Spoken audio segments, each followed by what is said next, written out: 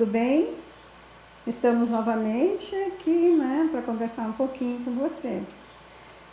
Quem assistiu meu último post, né, meu último podcast, eu falei sobre ressaca de amor, né, um pouco da minha experiência vivida nessas festas de final de ano e com a família, né. E eu quero falar um pouquinho mais sobre ressaca de amor, né, que aquele dia eu estava com ressaca e também o vídeo foi um pouco curto, né? Porque estava ainda sob o efeito de tanto amor, né? E eu sempre penso assim, observo, né? As pessoas, muitas vezes, em algumas experiências também de tanto tempo de trabalho, né? Da minha vivência profissional, a gente tem também uma bagagem muito grande de experiências contadas, não vividas, né, mas trazidas pelos nossos pacientes. E tem algumas situações assim de casais, né, namorados que moraram muito tempo juntos, mas cada um na sua casa, no seu espaço, né, e resolveram casar. E casam, daí começa a ter o cotidiano, a rotina, a intimidade, né?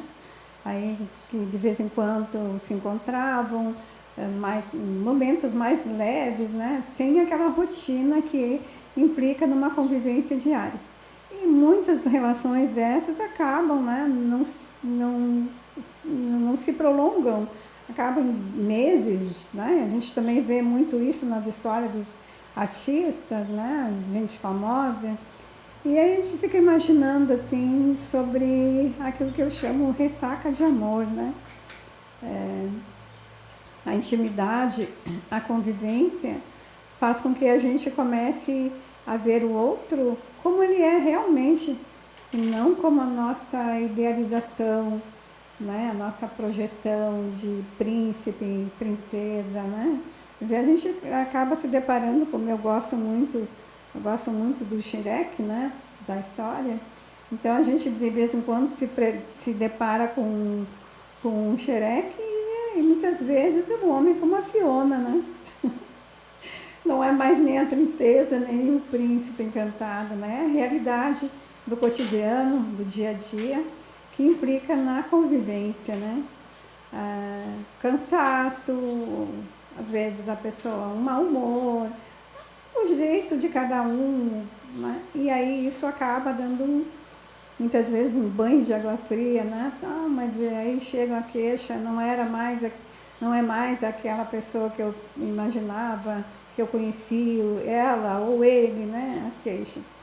E aí a gente fica pensando, e isso é uma realidade, que realmente a convivência, a partilhar o mesmo espaço, o mesmo ambiente, a mesma rotina com alguém que tem histórias diferentes da nossa, que veio de uma outra formação, é muito difícil.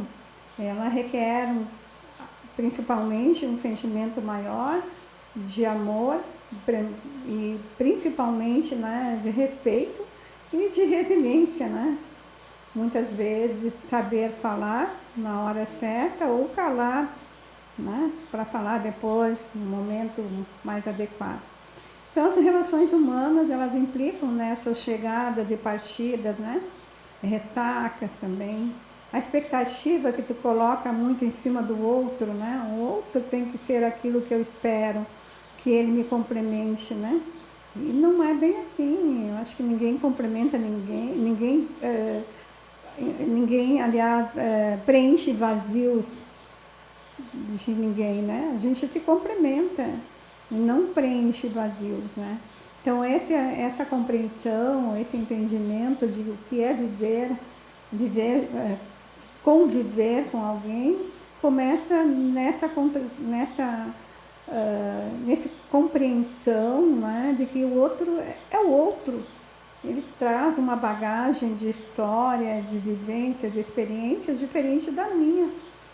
E para fazer que uma relação se dê dê certo, né? Precisa de muita maturidade também, né?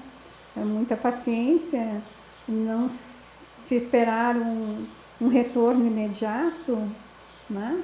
É aquilo que eu já falei também em algumas gravações anteriores sobre a formação da pessoa, do indivíduo, né? Da criança, daquele bebê que nasce, que precisa muita resiliência, muita paciência, né? Para com o bebê e para com essa mãe nesse momento dessa família, né? Muito cuidado, muito amparo e muito respeito. Assim nós somos pela vida fora, né? Nós vamos nos constituindo como a gente foi vivendo as etapas da nossa vida, né?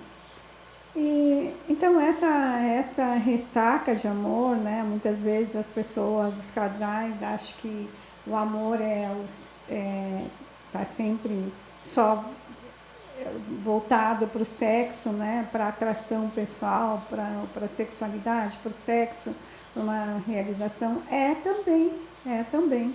Mas há uma boa relação sexual, uma boa intimidade entre o casal, uma construção, começa também através do respeito do limite do outro, conhecer um ao outro e do carinho, do amor, né? Do não querer um ou outro estar sempre certo, né? Porque não é um campeonato onde um só vai erguer a taça e um só vai ser o herói, né? O vencedor.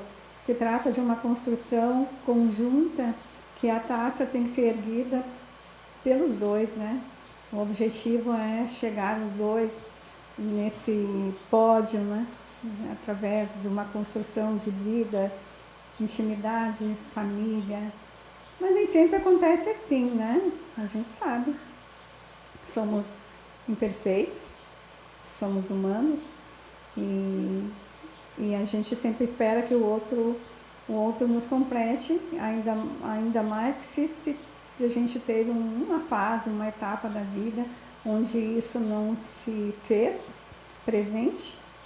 E aí então a gente sempre carrega essa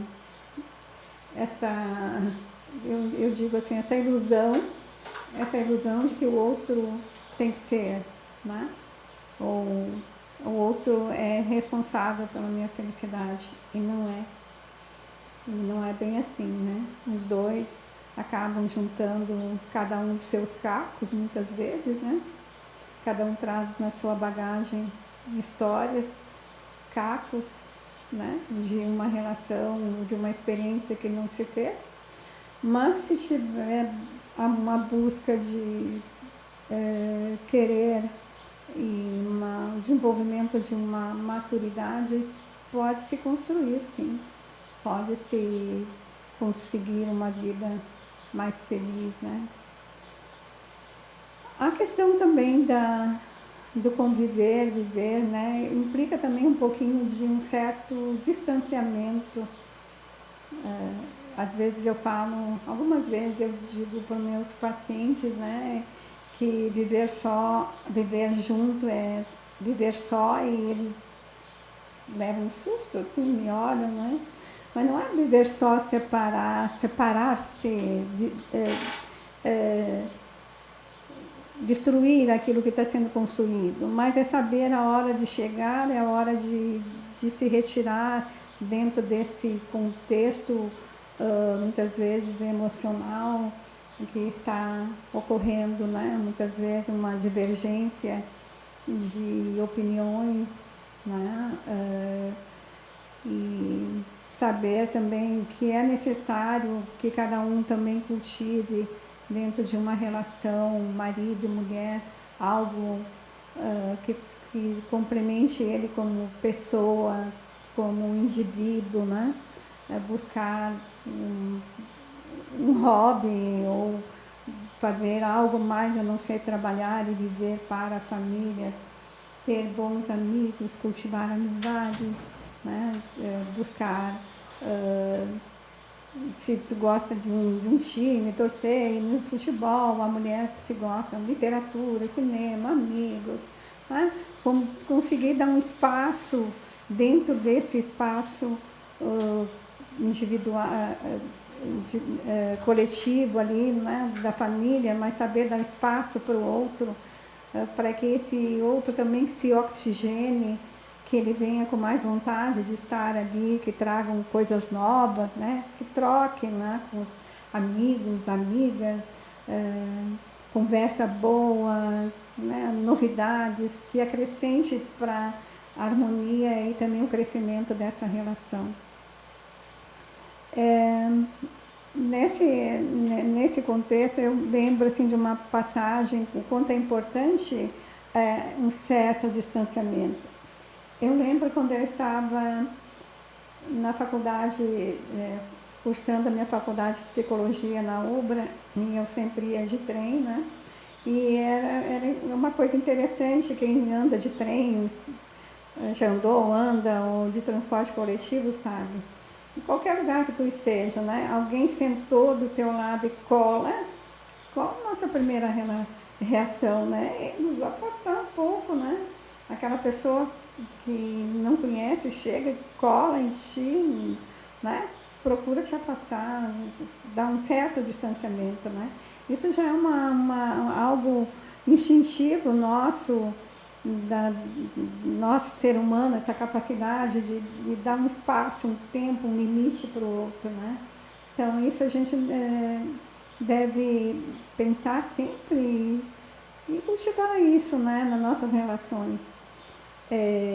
Como eu já disse, passei assim 15 dias, né, com a família, todos reunidos diariamente, assim, mas a filha veio, aí teve um momento que ela foi, a filha de Salvador, foi para Gramado, ela e o esposo convidaram, mãe, vamos juntos. Eu pensei, não, esse é o momento deles, da família, dá um tempo para eles também, estão na minha casa, estão, né, essa atmosfera de acolhimento, amor, saudade, tudo que envolve nesses encontros, né? Mas há necessidade também de que essa pessoa que está na minha casa não precisa ficar colada comigo o tempo todo, nem eu com ela, né? À noite, quem quiser ir para o quarto, olhar a TV, fazer as coisas, estão na casa, estão naquele ambiente, mas é necessário que se dê um espaço para as pessoas que estão ao nosso redor também ter o seu momento, né? E aí vem como eu já falei, a partida, cada um foi para o seu lugar, estava tudo certo, né? Então, ter essa percepção é um trabalho também. É um trabalho, tudo é um projeto que a gente tem que colocar em andamento, né? Isso não se forma assim da noite para o dia.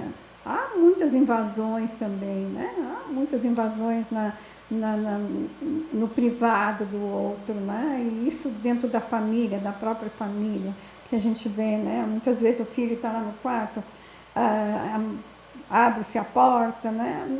E aí tu invade aquela privacidade, aquela intimidade da pessoa naquele momento.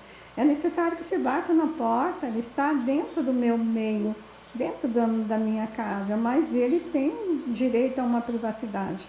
Então, todos esses cuidados que a gente tem que ter, né? Esse cuidado para formar essa condição de respeitar o limite do outro, isso começa dentro da nossa própria casa.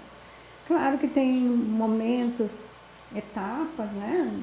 Não é deixar uma criança, a criança precisa ter intimidade. Não, tem privacidade, né? Ela precisa ter privacidade em termos, né? Cada fase é uma fase. Se a gente começa a trabalhar bem as primeiras fases, quando ele chega lá na adolescência, que há essa necessidade de romper com esses pais da infância, né? E de repente o filho começa a querer ficar mais. E nós também já fomos adolescentes, né? Fica mais introspectivo, mais sozinho, quer ficar mais no quarto dele. Há necessidade de permitir esse espaço.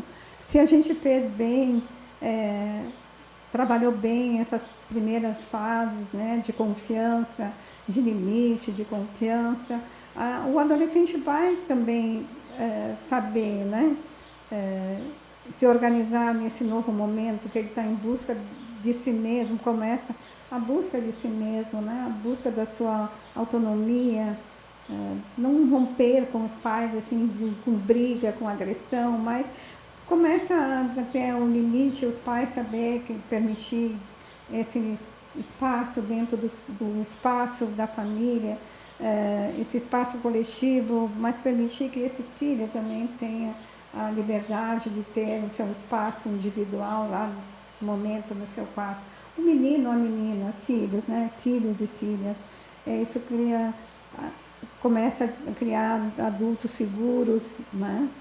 Adultos que também vão saber respeitar o espaço do outro quando eles tiverem que viver a sua própria jornada, né? Eu gosto muito do filme do Rei Leão, né? Eu adoro, eu já fiz um trabalho sobre isso, né? Então a gente vê ali quando há o rompimento, ali a morte aquele sensor que seria aqui tô falando de floresta, está passando o caminhão da melancia. Faz parte da natureza, né? Mas enfim,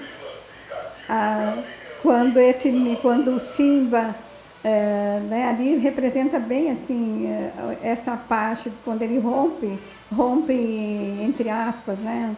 Ele sai da casa dos pais e a rebeldia, né? Encontra aqueles amigos que fazem tudo o contrário que ele ensinou, né? Os amigos que vão para a floresta, que transgridem, que fazem coisas que até então, enquanto criança, não era permitido, né? E quem acompanhou e viu o filme sabe que ele segue essa trajetória, toda essa evolução dessa fase, até encontrar uma leoa e começa um ciclo, né? Aí começa o ciclo de namorar, casar e volta para casa, o Simba, né? Depois volta para, vamos supor, para casa, que eu digo, ao estágio adulto pai, ele agora nesse momento, né? Então é tudo simbólico, esse rompimento, mas a gente vê isso também no cotidiano dos adolescentes, né? Às vezes eles dão uns amigos completamente diferentes do que aquilo que a gente imaginava, né? Uma princesinha, um princesinho, como o meu príncipe, como a minha princesa, né? Daqui a pouco vem um lá cheio de tatuagem, cabelo comprido, né? Piercing, brinco na orelha, né? E os pais se chocam com aquilo, né? Então começam a ficar apavorados, né? Mas isso tudo é um processo que tem que ser levado também com muito amor, com segurança e claro, né? Eu sempre digo que nós pais somos como um anjo da guarda, né? Eu tenho uma imagem sempre que me guia, porque na minha casa tinha uma imagem de um anjo da guarda. Eu acho que em muitas casas tem uma imagem de um anjo da guarda com as asas bem abertas, né? E duas crianças assim caminhando na beira do precipício. Mas o anjo está ali. Ele não está, se pegou ninguém e tirou dessas crianças a liberdade dessa experiência de caminhar por ali. Se na hora que for necessário, ele vai estar junto, né? Então, eu acredito que nós pais, a nossa missão é essa, né? Estarmos juntos, por perto, mas com um certo distanciamento e respeito, e agir quando for necessário, né? Então, é isso, né? Eu lembro muito também de uma música do Legião, né? Que diz, como pais e filhos, né? Você julga seus pais por tudo, que absurdo. São crianças como você, o que você vai ser quando você crescer. Né? Então, essa parte da letra da música do Legião eu acho muito importante para a gente prestar atenção, né? E ver. A gente muitas vezes julga nossos pais por tudo, né? Chega uma época que a gente se rebela mesmo, e a fase mesmo é a adolescência. Tudo que foi dito já não tem mais valor, ele que sabe, o adolescente é que sabe, aí se rebela. É como eu falei anteriormente, precisa romper com esse pai e mãe simbólico da infância, aquele protetor, aquele que decidiu por ele, né? Quando a gente é criança, quem decide por nós são os pais. Então, agora nessa outra etapa da vida, ele vai ter que começar a decidir por ele mesmo, buscar errando e acertando, né? Então, essa música do Legião, ela nos traz e faz a gente refletir isso, né? Nossos pais não são perfeitos, ninguém é perfeito, nós estamos aqui aprendendo um com os outros. Ser pai, ser mãe é também errar e acertar, né? E nossos pais nos dão aquilo que eles receberam e aquilo que eles têm para dar. Então, a gente exige demais muitas vezes, mas eles nos dão aquilo que receberam e por isso temos que ser gratos. Temos que ser gratos, sim. Porque a nossa jornada de desenvolvimento e crescimento, ela não acaba ali, ela não começa e termina com o que os nossos pais nos ensinaram e pode nos oferecer. É uma continuidade. Nossos pais, eles nos dão uma base segura, né? Uma base inicial, e é necessário que eles decidam por nós, escolham e muitas vezes estão nessa sempre sublime e difícil tarefa de educar, né? Cansativa, muitas vezes, né? Mas eles nos dão e nos deram aquilo que receberam e que puderam dar em cada momento da nossa formação, da nossa jornada. E o mais, depois cabe a nós continuar esse trabalho de lapidação. Eu sempre digo que nós somos uma pedra preciosa, nós somos uma joia, né? Uma joia bruta na pedra, né? Ela não tem valor em si. Lá no meu consultório eu tenho uma pedra de ametista, é uma pedra, mas está em estado bruto, né? Então eu gosto dessa pedra lá, porque em todo ser humano tem uma joia, assim, tem um valor imenso, só que ele precisa ser lapidado e ajudar a se lapidar. Então todos nós somos uma joia preciosa. Precisamos muitas vezes do outro para fazer com que a gente acredite, sim, ou nos ajude nos lapide por um instante, mas que depois entregue em nossas mãos, né, um sinal que a gente vai começar a nos lapidar. Esse sinal são os valores que foram nos dados, né, os limites, os valores, o respeito. No mais, a gente tem que continuar caminhando. Muitas vezes também trabalho com a área da dependência química, né? E existe sempre história. Eu sou assim porque meu pai era assim, meu pai bebia, ou meu pai me batia, né? Então sempre e a pessoa diz, eu sou assim porque meu pai era assim. E esse é o modelo que ele pegou para si. Na mesma família, muitas vezes, tem outro filho, outra filha que diz, não, eu não quero ser assim, eu vou ser diferente do meu pai. E faz diferente. Então, tem muitas coisas que nós aprendemos e nos moldamos de acordo com o modelo que nós temos, né? Ou que nos foi apresentado nessa vivência e convivência. Mas a gente sempre pode escolher, nós podemos escolher.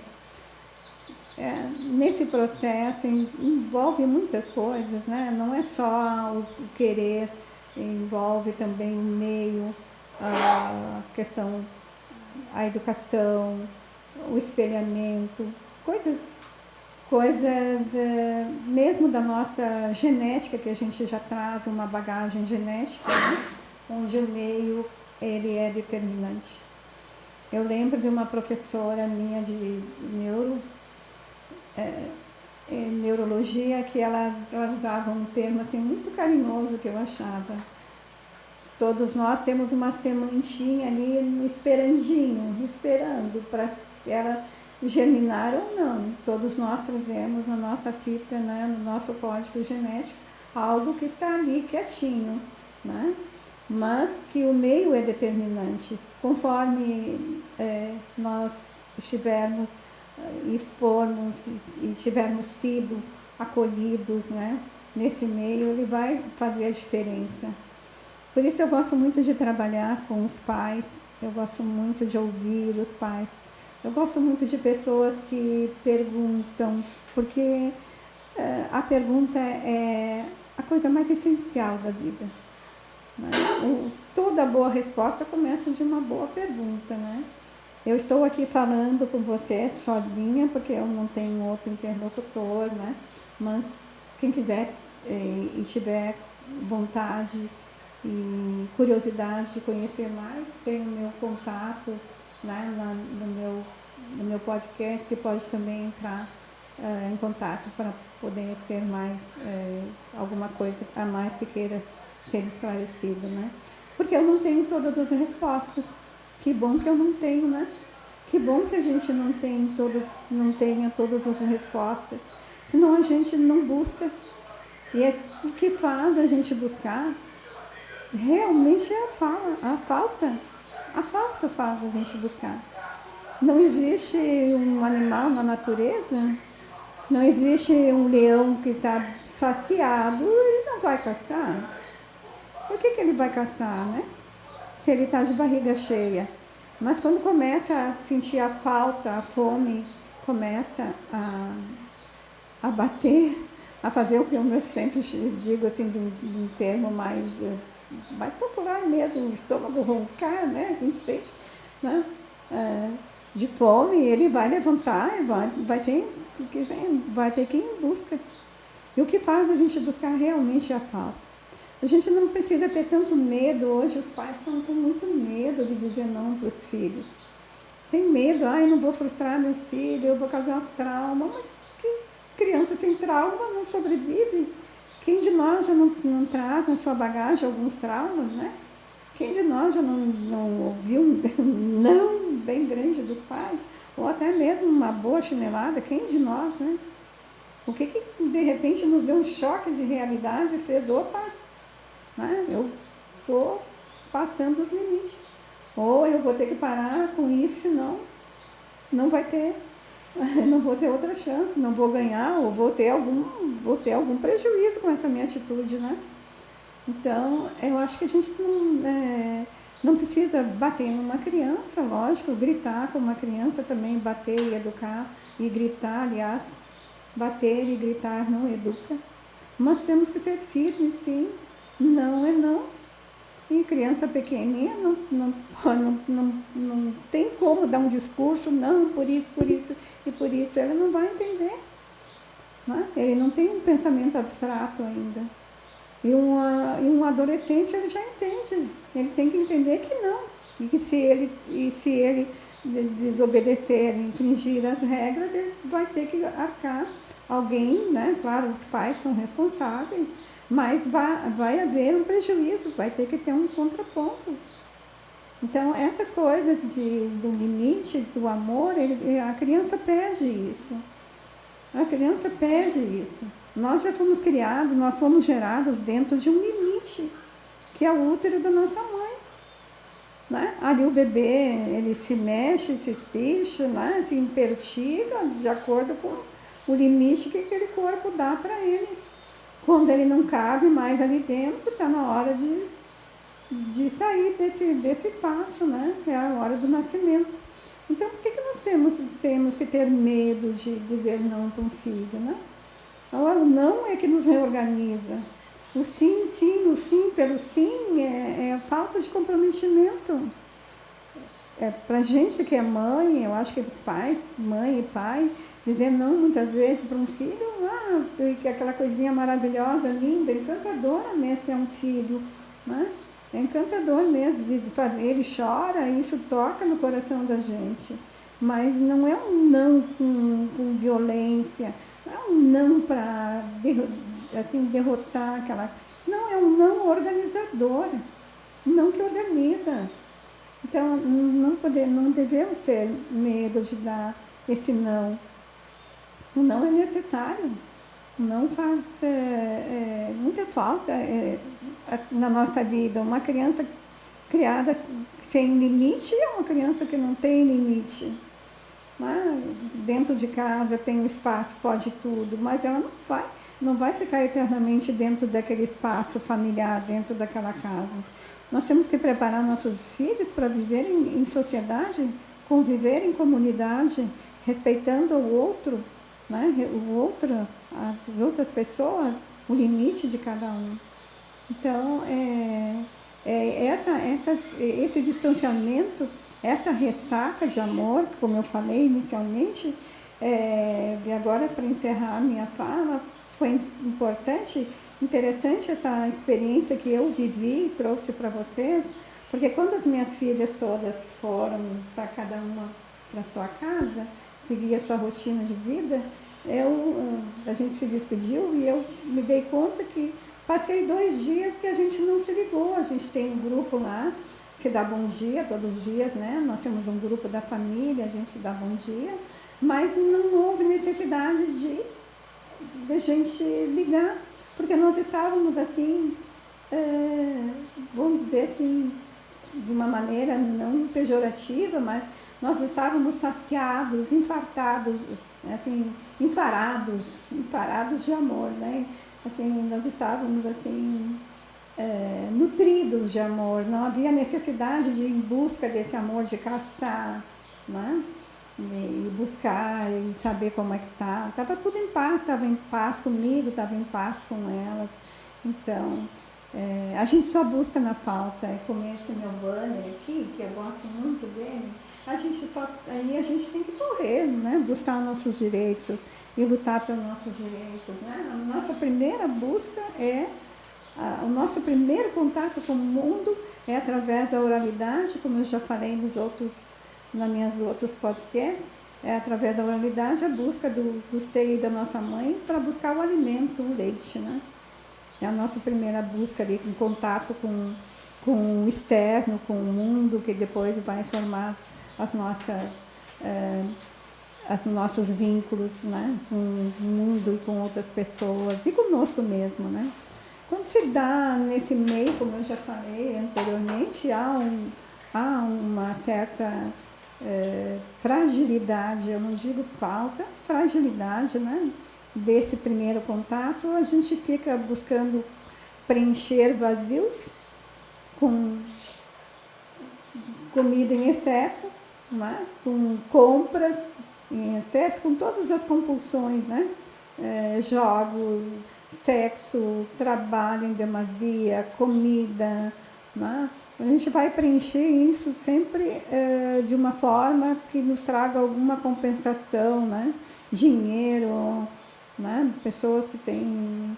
e isso está tudo implicado nessa primeira relação, onde esse momento tão sublime, tão importante para o início da vida de cada um de nós, né? Logo após o nascimento, a fragilidade, como eu já falei no início, né? Da outras que eu já citei, onde essa mãe não teve amparo, onde o meio não foi continente, onde essa mãe também já tinha suas marcas conscientes e inconscientes que vêm à tona nesse momento, quando ela se torna mãe e fica tão fragilizada, quase que num estágio bebê, emocional bebê, né? Então, é isso que eu tinha que dizer para vocês, né? Nós estamos aqui com uma missão muito bonita, que é ajudar uns aos outros. Nós aqui, de uma forma ou de outra, nós nos complementamos, né? Nós somos elo de uma grande corrente, que essa corrente seja de amor, de afeto, de resiliência, de compreensão e principalmente de respeito com o outro que não é igual a mim e é diferente. Muito obrigada.